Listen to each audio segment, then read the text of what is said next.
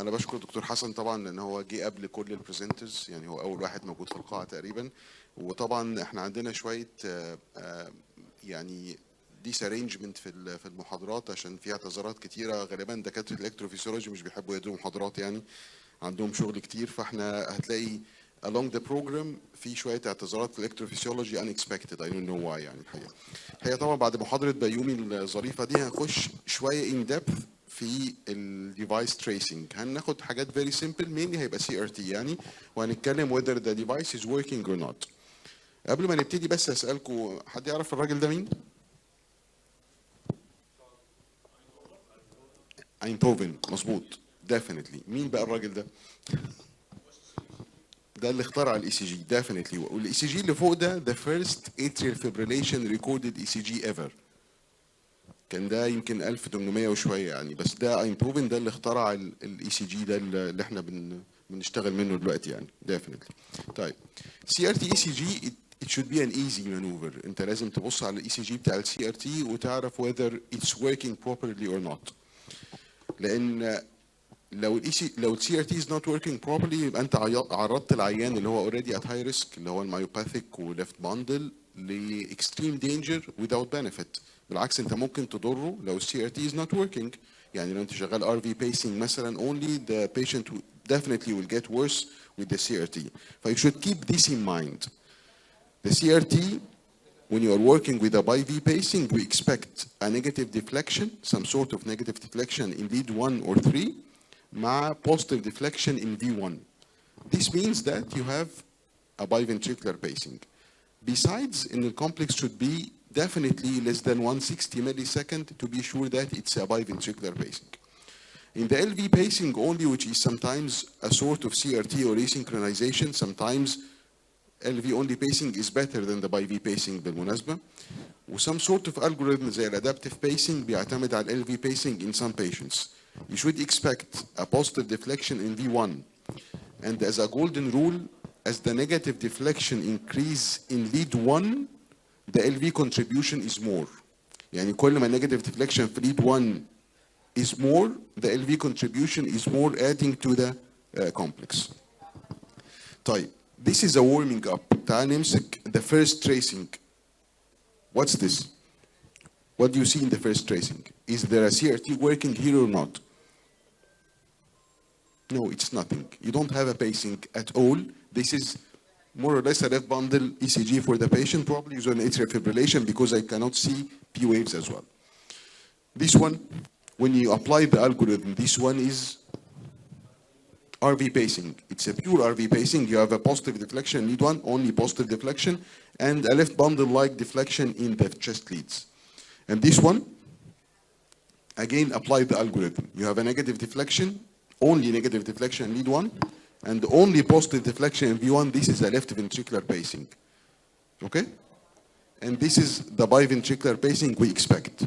Some sort of initial deflection.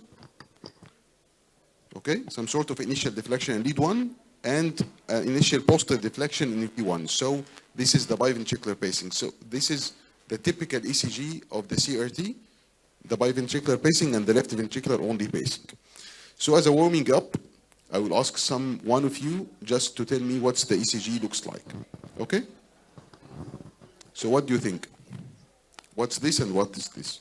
حد يحب يجاوب ولا نختار عشوائي ولا اتكلم انا؟ طيب خلينا نمشي step by step. What do you think about this ECG? This is a patient with dilated myopathy, left bundle, and with a CRT inside. Do you think this works properly or not? And this is the same patient during exercise.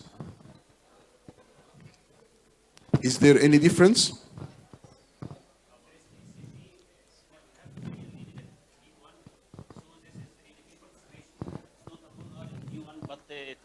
This is definitely LV participating here. But the complex is rather narrow, so it's a biventricular pacing. So this is a clear biventricular pacing in a patient with atrial fibrillation. There is no P waves at all in the first ECG. So this is an atrial fibrillation with the biventricular pacing working properly because it's more rapid than the atrial fibrillation. What happens in the next ECG is that the atrial fibrillation now is faster than the biventricular pacing. So you lose the CRT in this patient with rapid rates. This is the problem with AFib. AFib, when it's rapid, because there is a rapid AV nodal conduction, you will use your CRT at all. So you have two options, either medical or pharmacological, decrease the AV conduction by the beta blockers, digoxin, and the drugs, or AV nodal ablation in the patient with persistent atrial fibrillation. So we can see this typically in patients with AFib, and he come complaining that he's not improving with the CRT. Okay? Another tracing, so these are the same patient. And this is typically the baseline ECG. It's some sort of left bundle with 130 millisecond complex. And this is at the first follow-up. And the device interrogation, it said that it's 100% biventricular pacing. But the patient is still complaining, it's not improved at all. And this is after we adjust something, and 6 months later, the patient is improved. So what's the difference between this one and this one? And keep in mind that the device said that it's 100% biventricular pacing in both. Is there any difference or not? Sorry? Left lead? What's the left lead? Left basic, sorry. Left basic. LV pacing? Yes. Both of them biventricular pacing لأن الكومبلكس is rather narrow. الكومبلكس أقل من 160 ملي سكند definitely. الكومبلكس بوزيتيف ان ليد 1 وبعدين بعد كده adjustment I think. ده كل دي الليم بليدز. This is the limb bleeds. مفيش V1. This is lead 1. lead 1. طب خلينا كلامه مظبوط إلى حد ما. خلينا نمشي.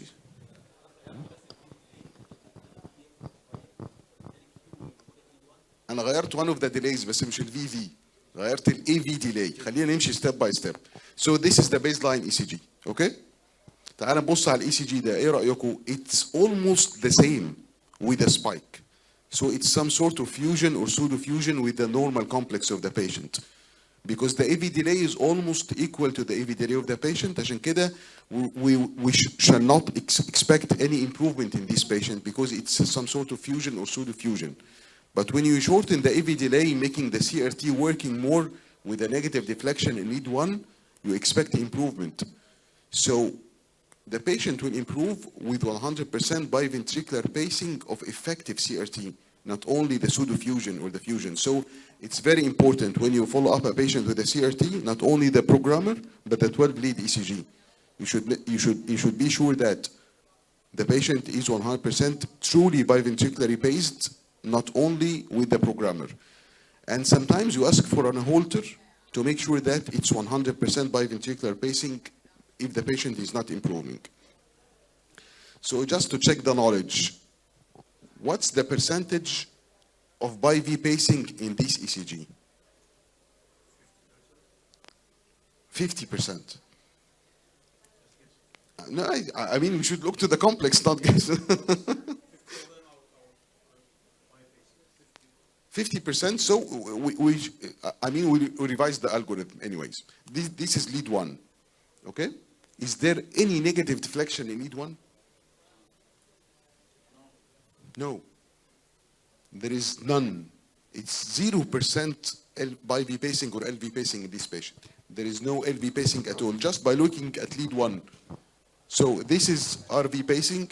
This is probably the entrancing of the patient. This is a pseudo-fusion beat. This is RV pacing at all.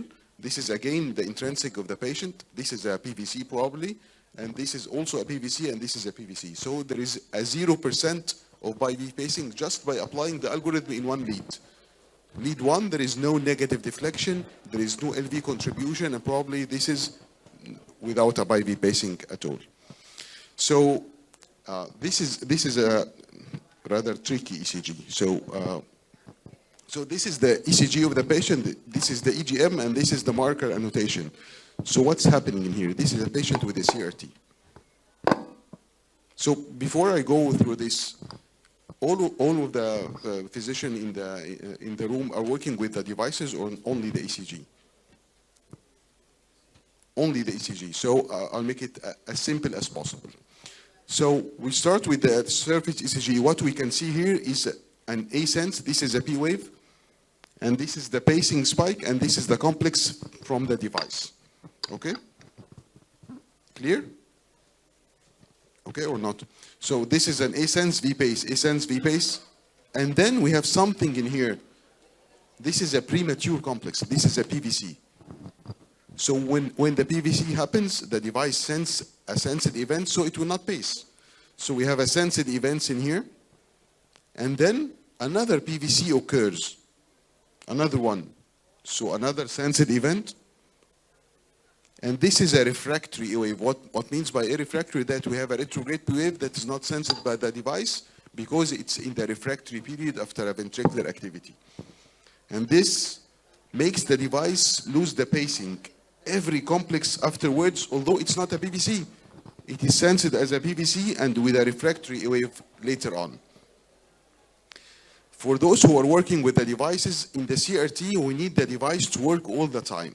When this happens, we are losing the CRT because it makes something called pseudo-atrial undersensing.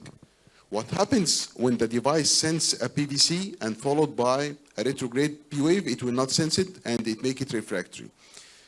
And then afterwards, after 3 beats actually of this PVC, the P wave is designed now by the device as a retrograde P wave, although it's not retrograde. It's a normal conducting P waves. I will show you a clearer intracardiac example. So this is more clear. So what happens in here? This is an Asense V-Pace, and then we have 3 PVCs. Okay? Clear? You can see the PVCs. This is PVCs and this is not paced complex. Afterward, you have a retrograde P waves in here. The retrograde P waves are not sensed because they are refractory. And if we leave the device like this, the device will annotate every P wave later on as a refractory because the device thought all of these P waves are retrograde P waves and not the normal antigrade P waves. So you will lose your CRT because the P waves are not sensed and it will not induce pacing. But in the new device, the algorithm, it's called atrial tracking recovery, it discovered that no, this is not a retrograde P wave, it's a normal P wave, but you are resetting because of the PVCs. So normally this device will shorten what's called the PVARP, the post-ventricular atrial refractory period, in order to make this P wave sensed once more as an antigrade P wave. And you will continue your CRT. This is the problem with the algorithm. When the algorithm shortens the PVARP, sometimes the patient enter into a pacemaker-mediated tachycardia. So this is what happens in here. These are the PVCs with the retrograde P wave. And then the device shortened the PVARP. These P wave are tracked and it induces pacemaker-mediated tachycardia until the device recognizes it's a pacemaker-mediated tachycardia. It prolonged the PVARP once more and then the tachycardia stopped. It's a rather complex for those who are not working with the devices. I mean, it's not for normal ECG. Let's go for the ECGs once more. So this is a patient with the CRTD.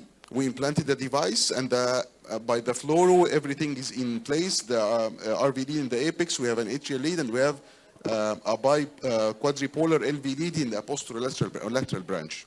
So what do you think about the ECG? Is there any abnormality in this ECG or not?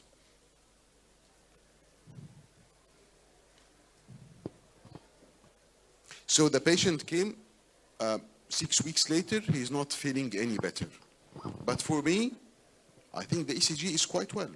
You have a negative deflection in lead 1, you have an initial positive deflection here, and the complex is not that wide, it's rather narrow, it's definitely less than 140 millisecond. So the patient is still complaining. So what's the problem with the ECG?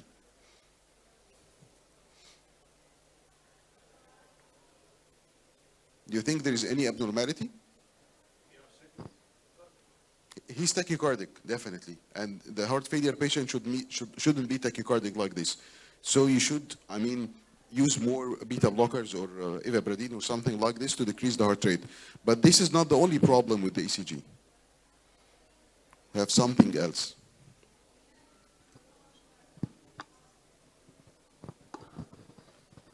So you can see the spike or not? The spike is clear, yes? Yeah.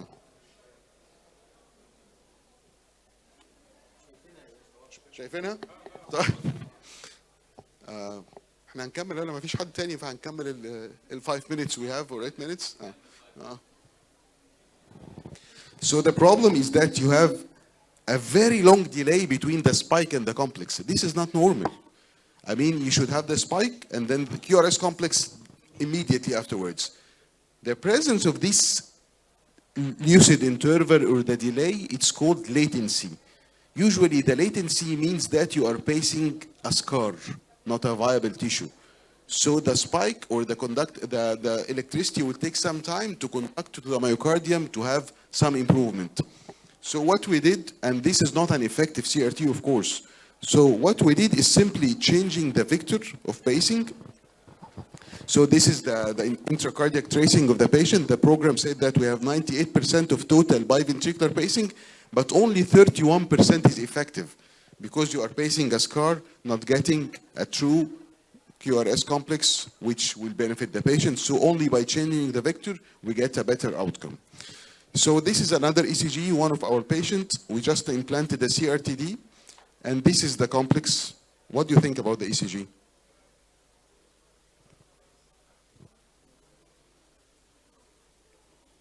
I think it's nice. We implanted a good device for this patient, so he's working well. We have a very narrow complex, some sort of negative deflection here, positive deflection V1, so it's a quite well biventricular pacing.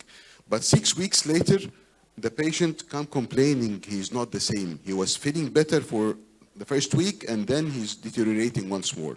And this is the ECG when he presented 6 weeks after the implantation. Do you think it's the same or not? These are the two ECGs. This is the first one, and this is the 6 weeks later.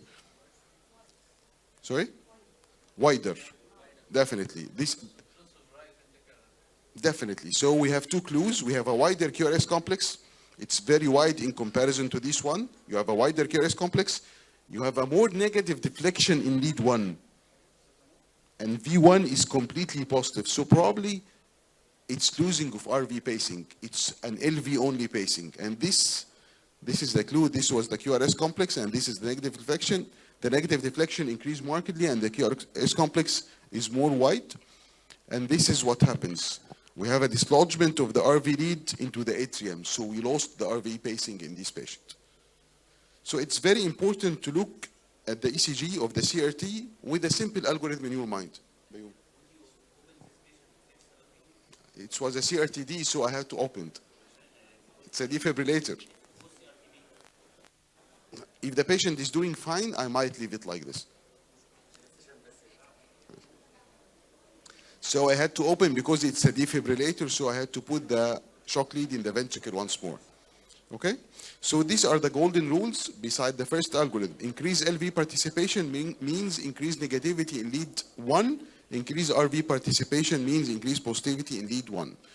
So this was the CRT ECGs. I think I have one or more ICD ECGs, but this is intracardiac. You will not like this. This is very nice. This is an ECG for an ICD patient. What do you think about this? Sorry? This is the VT, definitely. The patient had an ICD for secondary prevention, so it's an ATP. Yeah, perfect. So this is an overdrive pacing. So the device, the ICD, is not only a shock box. It's not only giving shocks, but it can terminate the tachycardia by anti-tachycardia pacing, an ATP, which is pacing faster than the QRS complex, the VT, to stop the VT. And this is what happens here. It was a VT, anti-tachycardia pacing, and then we stop the tachycardia in this patient. Okay? This is a very interesting tracing as well. This is a patient with a dual chamber ICD, but the patient had a heart block as well. The patient came to the programming clinic by repeated syncopes. So what do you think is happening in this patient? So the patient said that when I'm in the bathroom, I usually had syncopes. So this is what happens. When the patient strains, the device oversenses myopotentials. So the myopotentials are sensed as either a VT or even a ventricular event, so it's not pacing. So the patient enters in heart block, and this is what happens. So avoid straining as much as possible. And this is unfortunately an undersensing for a VF. So this was the atrial channel, the above, and the below was the ventricular channel. Not all the VF is sensed, so the patient passed away by this one. This is another interesting patient with an ICD, and usually had shocks when he's in the kitchen because the device sends an electromagnetic interference from the microwave as a VF, and then he received multiple shocks. I think we finished. Yes. Thank you. شكرا جزيلا دكتور هيثم، محاضرة رائعة والأمثلة الانترستنج.